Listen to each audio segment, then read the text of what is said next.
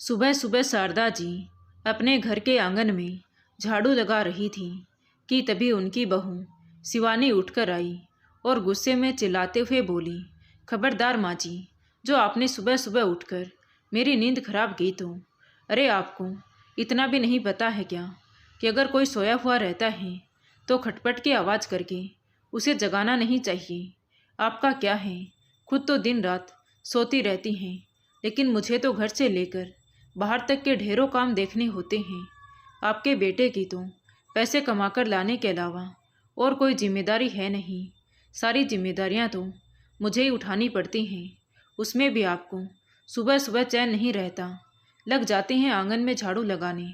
झाड़ू की आवाज़ मेरे कानों में चुभती है तो सुबह सुबह मेरा सारा मूड ही खराब हो जाता है। फिर सोचिए पूरा दिन मेरा कैसा जाता होगा। लेकिन आपको इससे क्या, आपको तो कोई फर्क ही नहीं पड़ता। शिवानी चिल्लाती जा रही थी तो शारदा जी ने कहा, लेकिन बहू, सूर्योदय के पहले ही घर के आंगन की साफ सफाई हो जानी चाहिए ताकि घर में बरकत आए। शारदा जी ने कहा तो बहू बोली, ओहो माँ जी, अपना ज्ञान अपने पास ही रखिए, जब जागो तभी सवेरा। इतना कहकर बहू पैर पटकती हुई अंदर चली गई। दोनों सास बहू में नए और पुराने विचारों के बीच नोक झोंक होती रहती थी। शारदा जी का बेटा सोमेश अपनी पत्नी को समझाने की बहुत कोशिश करता, क्योंकि उसने बचपन से ही अपनी माँ को संघर्ष करते हुए देखा था। जब वो 4 साल का था तब उसके पिता की हार्ट अटैक के कारण मृत्यु हो गई थी।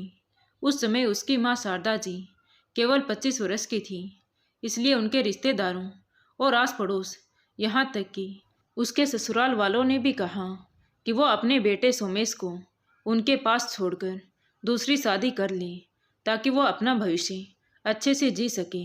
लेकिन शारदा जी ने अपने बेटे के भविष्य के बारे में सोचकर दूसरी शादी नहीं की। सोमेश को उसके पिता का हिस्सा देना पड़ेगा, ये सोचकर शारदा जी के जेठ और देवर ने उन पर चरित्रहीनता का लाछन लगाकर उसे घर से बाहर निकाल दिया। बेचारी शारदा जी अपने बेटे को लेकर अपने मायके गई तो उनकी भाभियों ने बोझ समझकर उन्हें अपने घर से निकाल दिया।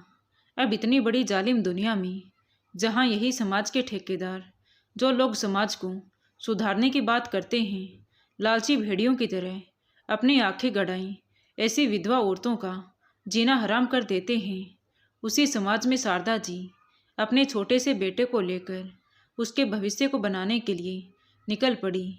साहस रूपी चादर ओढ़े अपने बच्चे का सहारा लेकर वो दिन भर लोगों के घरों में झाड़ू पोछा, बर्तन साफ करती, तो कभी किसी के खेतों में जाकर मजदूरी करती, लेकिन अपने बच्चे का भविष्य सुधारने में जुटी रहती। कभी कभी तो उसे भूखे पेट ही सोना पड़ता, पर अपने बेटे सोमेश को कभी भूखा नहीं सुलाया।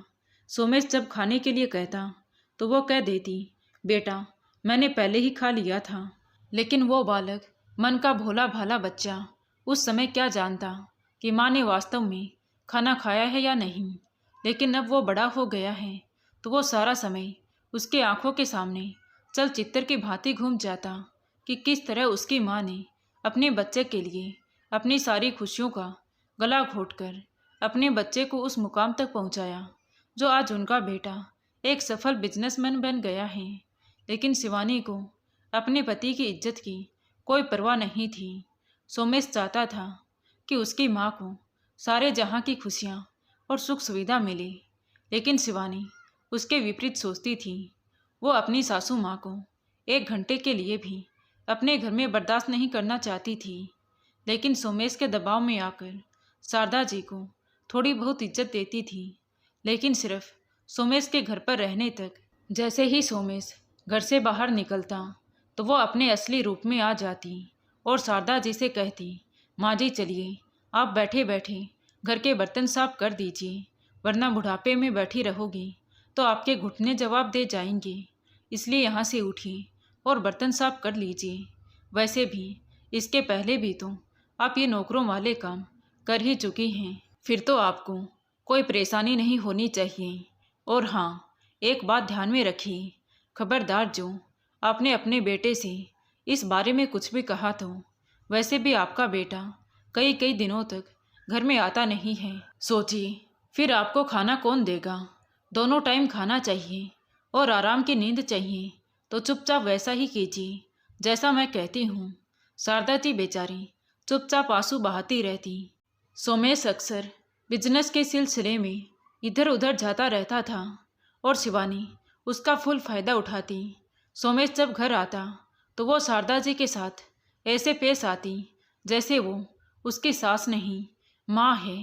शारदा जी भी अपने बेटे से बहू की कोई शिकायत नहीं करती थी, इसलिए सोमेश भी अपनी माँ की सुख सुविधाओं के बारे में सोचकर निश्चिंत रहता था। उसे लगता कि उसकी पत्नी तो उसकी माँ का बहुत अच्छे से ध्यान रखती है, पर उसे क्या पता कि उसके पीछे से कितने जुल्म करती है। समय अपनी रफ्तार से चलता रहा। अब सोमेश को बिजनेस में घाटा होने लगा तो उसने विदेश में व्यापार करने की सोची। जब उसने इस बारे में अपनी माँ और पत्नी को बताया तो शिवानी तो बहुत खुश हुई कि अब वो अपनी सास को अपने इशारों पर नचाएगी। इधर शारदा जी को दुख तो बहुत हुआ, पर घर खर्चा चलाना भी बहुत ज़रूरी था, इसीलिए कुछ नहीं बोल पाई और मुस्कुराकर अपने बेटे को हामी भर दी। तो सोमेश ने कुछ पैसे अपनी माँ को दिए, कुछ पैसे अपनी पत्नी को दिए और वहाँ से चला गया विदेश व्यापार के सिलसिले में। अब शिवानी तो जैसे अपने पति के जाने का इंतजार ही कर रही थी। उसके जाते ही वो शारदा जी को ऐसे दिखाने लगी जैसे अब वो उनके साथ अच्छे से रहेगी। बहला फुसला कर उनसे घर के सारे काम करवाने लगी। एक दिन सुबह सुबह शिवानी शारदा जी से बोली, माँ जी, आपके बेटे का फ़ोन आया था। वो बोल रहे थे कि उनका विदेश में अभी कारोबार अच्छे से नहीं जमा है, तो पैसे की बहुत तंगी चल रही है। इसलिए मैं तो कहती हूँ कि आप लोगों के घरों में झाड़ू पोछा करने चली जाया करो, ताकि हमारा घर खर्चा चलाने में आसानी हो सके। अब मैं चली जाती, लेकिन पीछे से चिंटू को पढ़ाई कौन करवाएगा? और भी बच्चों के 1000 काम होते हैं, इसलिए मैं तो नहीं जा पाऊंगी। लेकिन आप तो अपने बेटे के लिए इतना तो कर ही सकती हैं। बहू की बात सुनकर शारदा जी ने कहा, लेकिन बहू, मैं इस उम्र में लोगों के घरों में झाड़ू पोछा करते हुए क्या अच्छे लगूंगी? ओहो माँ जी, आप पैसा कमाने के लिए भी उम्र देख रही हैं। वहाँ आपका बेटा परेशान हो रहा है, लेकिन फिर भी आपको अपने बेटे की चिंता नहीं है। बहला फुसलाकर शिवानी ने शारदा जी को दूसरी सोसाइटी में, जहाँ उसकी सहेली रवीना रहती थी, वहाँ झाड़ू पोछा और बर्तन धोने के लिए लगा दिया। और जैसे ही महीना पूरा होता तो शिवानी पूरा पैसा अपने हाथ में ले लेती। शारदा जी के हाथ में 1 रुपया भी नहीं देती, लेकिन फिर भी शारदा जी खुश थी कि उनकी वजह से उनके बेटे को कुछ तो मदद हो जाती है। 1 साल बाद जब उनका बेटा सोमेश विदेश से घर वापस आया तो अपनी माँ को साड़ी देते हुए बोला, माँ, मैं आपके लिए बनारसी साड़ी लाया हूँ। आपकी बहुत इच्छा थी ना ऐसी साड़ी पहनने की। कहते हुए सोमेश ने वो साड़ी अपनी माँ के हाथ में थमा दी। तो शारदा जी ने कहा, बेटा, तू मेरे लिए इतनी महंगी साड़ी क्यों लाया है? पहले तू अपने कारोबार को अच्छी तरह से जमा ले। शारदा जी की बात सुनकर बेटे ने मुस्कुराते हुए कहा, अरे माँ, आपके आशीर्वाद से जब से मैं विदेश गया हूँ तभी से मेरा कारोबार अच्छा चलने लगा था। क्यों शिवानी ने आपको बताया नहीं क्या? तो शारदा जी आश्चर्यचकित रह गई। उन्हें समझ नहीं आ रहा था कि वे अपने बेटे के इस सवाल का क्या जवाब दें, क्योंकि बहू तो उन्हें अभी भी रोज ही यही कहकर दूसरों के घरों में काम करने भेजती हैं कि उनके बेटे को बिजनेस में काफ़ी नुकसान हो रहा है, तो हमारी मदद से उसकी भरपाई हो सके। शारदा जी कुछ बोलती उससे पहले ही शिवानी ने आकर बात को संभाल लिया और शारदा जी की तरफ आंखें निकालते हुए कहा, बताया था ना माँ जी को, अब माँ जी की उम्र हो चली है ना, इसलिए माँ जी कभी कभी भूल जाती हैं, है ना माँ जी? तो शारदा जी ने भी बहू की हाँ में हाँ मिला दी। वो बहू की बातें अच्छे से समझ रही थी कि बहू ऐसा क्यों कर रही है, लेकिन फिर भी वो कुछ नहीं बोल सकती थी, क्योंकि बहू कई बार शारदा जी को ये धमकी दे चुकी थी कि अगर वो अपने बेटे को उसकी शिकायत करेगी तो वो चिंटू को लेकर अपने मायके चली जाएगी। यही सोचकर कि अपने बेटे का घर ना टूटे, बस इसी कारण शारदा जी शांत रह गई। शारदा जी के द्वारा कुछ भी ना बताने पर सोमेश को भी यही लगा कि सब कुछ ठीक चल रहा है, इसलिए वो फिर से अपनी दिनचर्या में लग गया।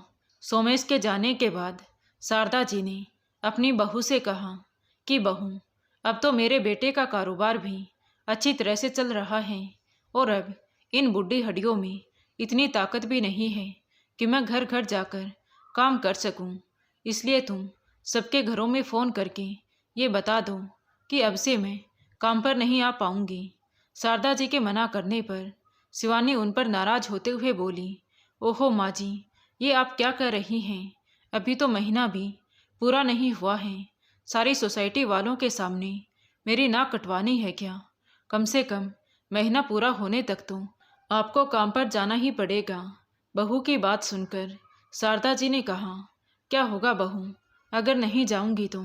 इतना ही ना कि वे लोग इस महीने का पैसा नहीं देंगे, अगर नहीं देंगे तो रख लेंगे, लेकिन मुझसे अब ये सारे काम नहीं होते क्योंकि कुछ दिनों से मुझे अस्थमा का असर थोड़ा ज़्यादा लग रहा है। अब तक तो मैं बहुत ही मजबूरी में जा रही थी, पर अब तो मेरे बेटे का काम बहुत अच्छा चल रहा है, तो अब मुझे काम पर जाने की कोई ज़रूरत नहीं है। कहते हुए शारदा जी निढाल होकर वहीं चारपाई पर बैठ गई तो शिवानी को लगा कि बुढ़िया अब ऐसे नहीं मानने वाली। उसने कहा, अगर आप पूरे महीने की तनख्वाह नहीं लाई तो मैं अपने बेटे को लेकर आज के आज ही यहाँ से चली जाऊंगी, फिर रहना अपने बेटे के साथ। बहू की बातें सुनकर शारदा जी मजबूर होकर फिर से दूसरों के घरों में काम करने चली गई, लेकिन वापस नहीं आ पाई। वहीं रास्ते में ही बेहोश होकर गिर गई। तभी रास्ते जाते किसी ने उन्हें बेहोशी की हालत में देखा तो एम्बुलेंस बुलाकर सरकारी अस्पताल में भर्ती करा दिया।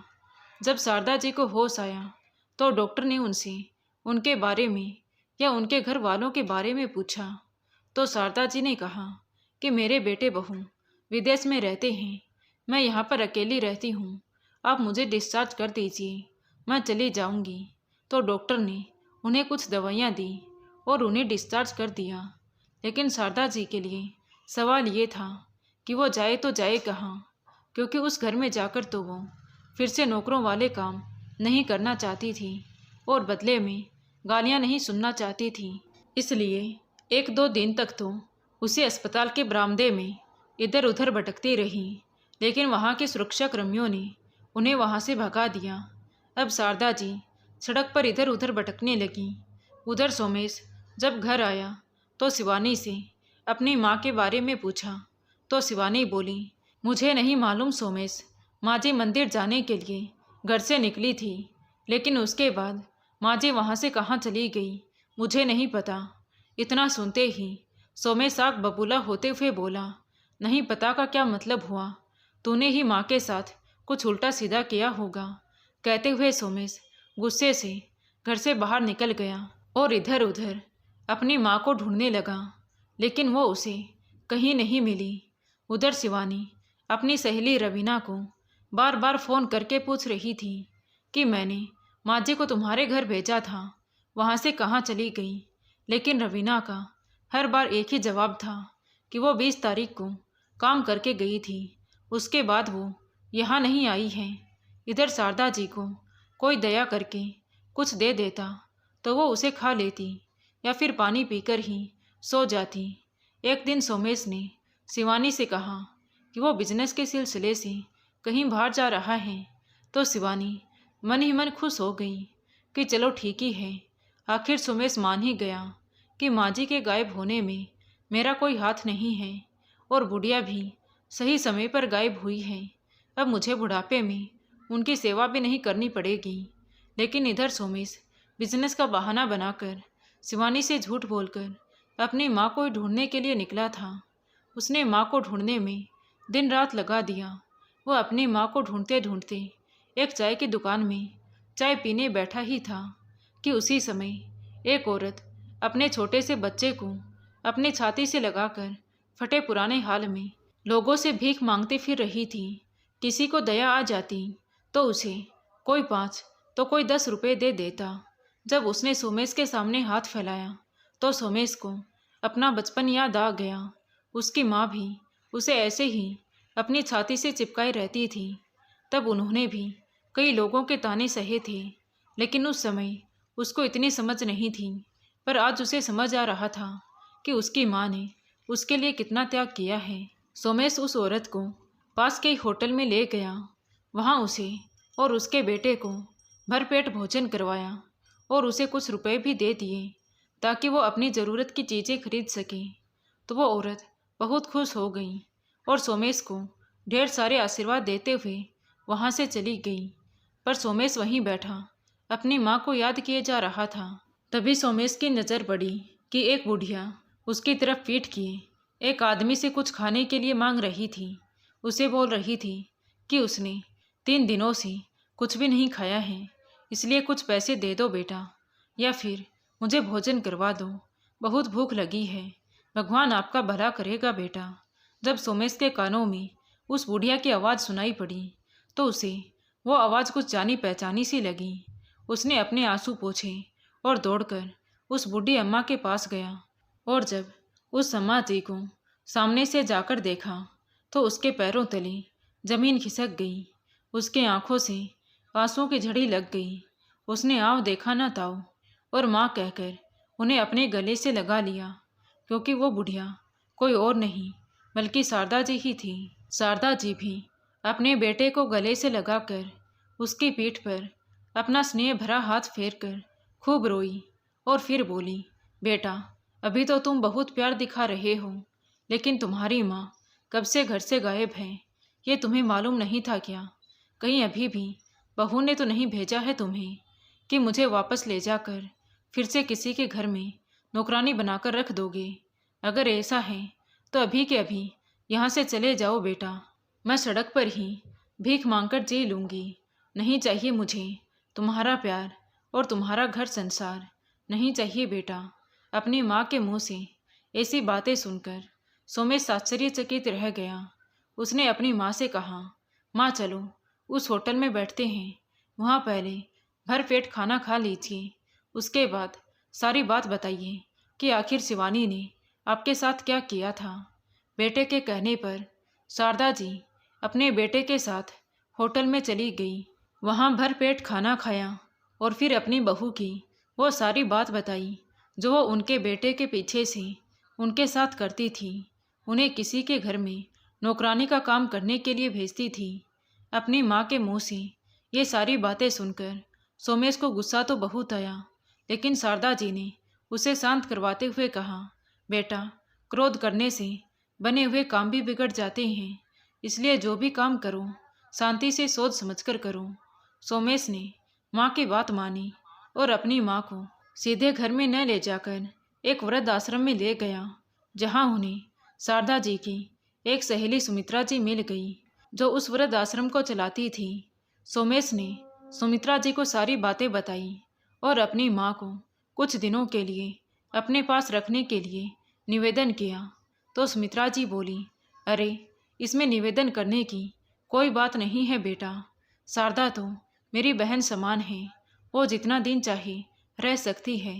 तब सोमेश अपनी माँ को वृद्धाश्रम छोड़कर निश्चिंत होकर अपने घर चला गया। उसका किसी भी काम में मन नहीं लग रहा था और ना ही वो वापस विदेश गया। अब सोमेश ने सोच लिया कि अब वो शिवानी को एक पैसा नहीं देगा, वो खुद कमाकर खाएगी तो अपने आप अक्ल ठिकाने आ जाएगी। तो मजबूरन शिवानी ने एक ऑफिस में काम करना शुरू कर दिया, जहां उसे 10,000 रुपये मिलते थे, जो उसके बेटे चिंटू की स्कूल की फीस, कॉपी किताब और भी अन्य सामान खरीदने में खर्च हो जाते थे। अब शिवानी के पास अपने शौक पूरे करने के लिए 1 रुपया तक नहीं बचता था। उधर शारदा जी सिलाई बुनाई कढ़ाई का काम वृद्धाश्रम की अन्य महिलाओं को सिखाने लग गई। उनके हाथ से बनी हुई स्वेटर वृद्धाश्रम से बाहर जाने लगी। उनके स्वेटर की डिमांड बहुत ज़्यादा बढ़ गई, इसलिए वृद्धाश्रम में आमदनी बहुत ज़्यादा होने लगी।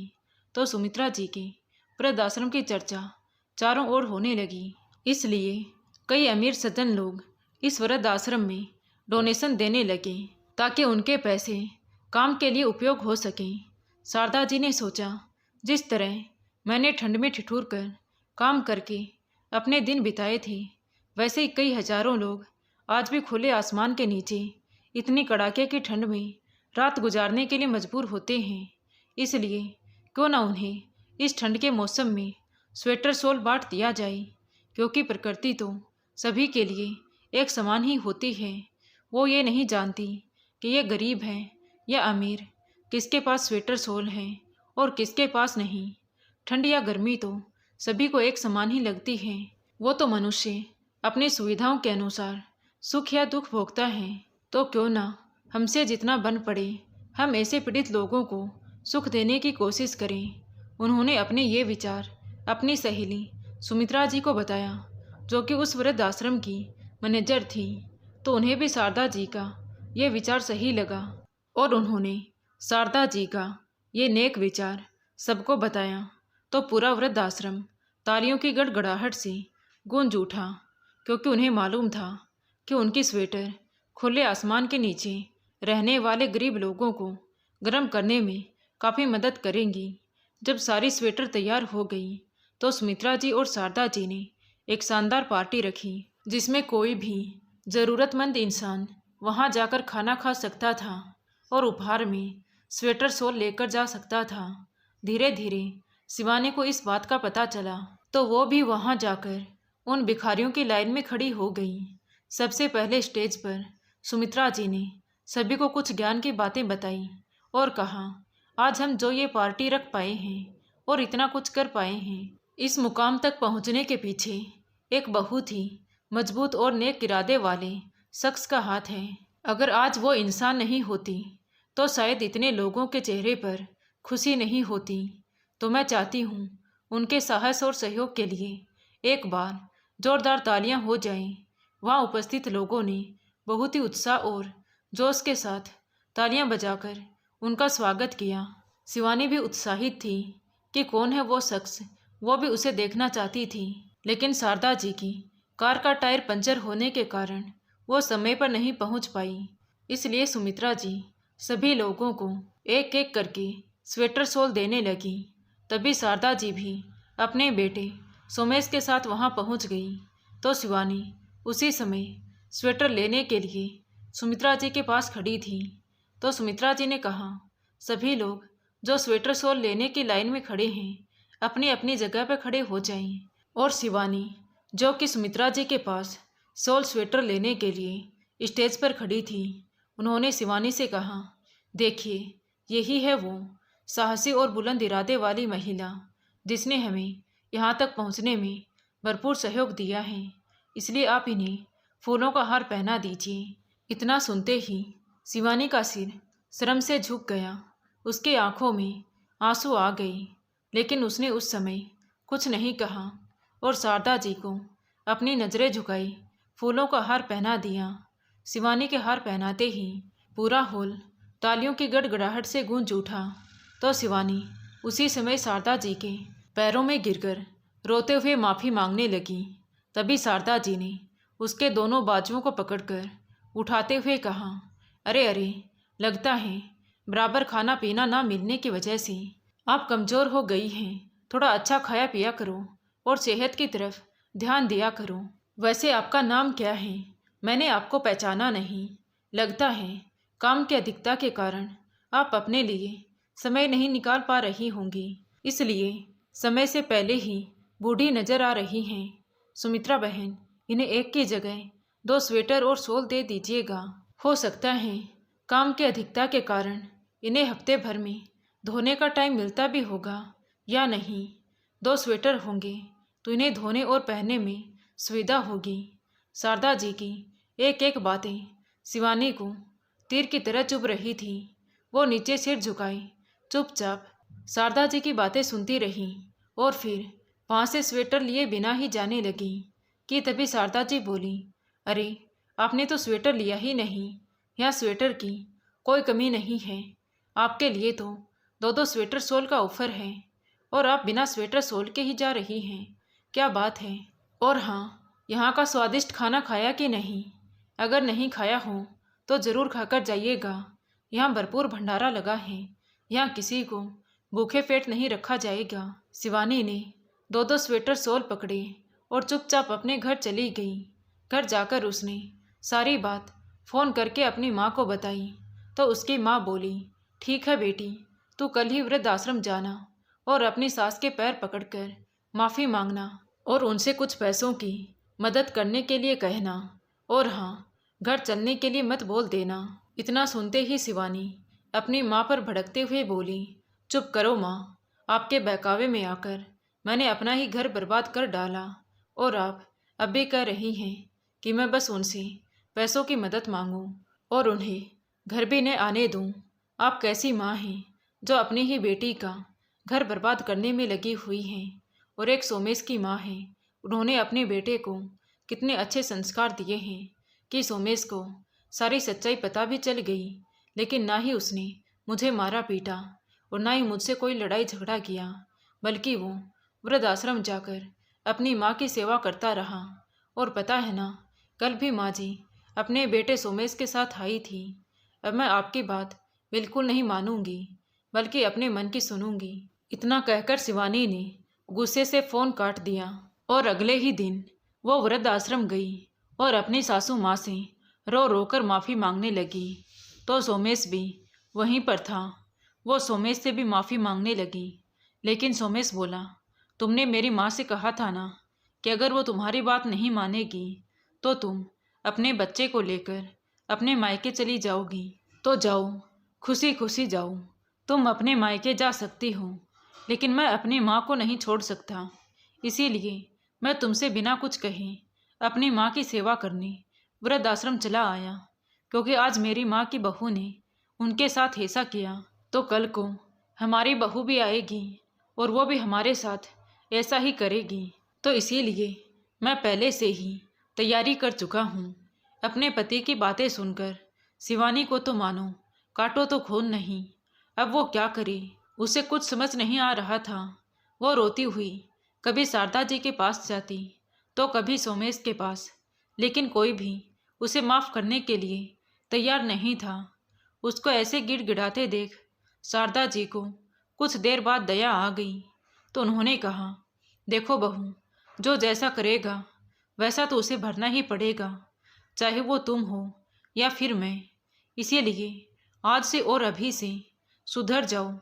आज से तुम किसी को भी कोई तकलीफ नहीं दोगी और अब घर जाओ, मैं सोमेश को समझाकर घर भेज दूंगी। शारदा जी की बातें सुनकर शिवानी खुश हो गई और वापस अपने घर चली आई, लेकिन सोमेश अपनी माँ के बिना अपने घर जाने को तैयार नहीं था। तो शारदा जी ने उसे समझाते हुए कहा कि बेटा, मैं बहू से कोई नाराज़ नहीं हूँ, लेकिन मैं अपनी अंतिम सांसें वृद्धाश्रम में ही गुजारना चाहती हूँ। तो सोमेश निराश होकर घर लौट आया। अब शिवानी भी पहले जैसी नहीं रही। वो दोनों पति पत्नी हर तीज त्योहार में शारदा जी से मिलने वृद्धाश्रम जाते और वहाँ जितनी भी वृद्ध महिला थी सभी के लिए कुछ ना कुछ उपहार लेकर जाते। तो दोस्तों, आपको ये कहानी कैसी लगी कमेंट करके ज़रूर बताएं। कहानी अच्छी लगी हो तो प्लीज़ वीडियो को लाइक करें, शेयर करें और हमारे चैनल कहानी विद देवांशी को सब्सक्राइब ज़रूर करें। Thank you.